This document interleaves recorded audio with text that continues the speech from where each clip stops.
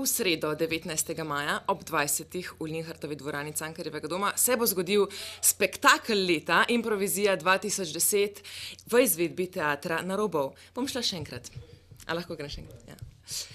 V sredo 19. maja ob 20. v Linhartovi dvorani Cankarjevega doma se bo zgodil najbolj glamurozen dogodek leta Improvizija 2010 v izvedbi kolektiva Narobov.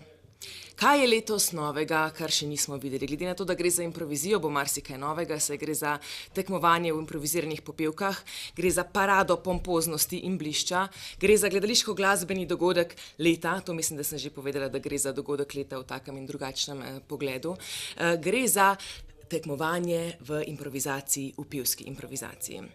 Ampak, ker je dogodek v prejšnjih letih, namreč letos je že 9., postajal preveč popoln, kostumsko, glasbeno, scensko, videastično, lučno dovršen in nas popolnost ne zanima, smo se odločili, da se letos vržemo v bolj globoke vode oziroma direktno iz zraka oziroma zemlje v vodo, kar pomeni, da tokrat pevci ne bodo vedeli, v katerih žanrih bodo nastopali, ampak bomo to žrebali na samem dogodku.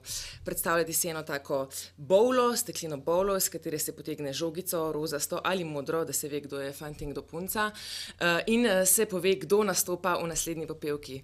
Drzno, mokro, sveže, spektakularno, ja, in vse to. Lahko pa povem še to, da kolektiv Narobov naravnost hlepi po domačem občinstvu, ker letošnje leto je bilo za nas zelo mednarodno. Nastopali smo na festivalih v Zürichu, v Amsterdamu, v Berlinu in v Mannheimu, prav sem povedala.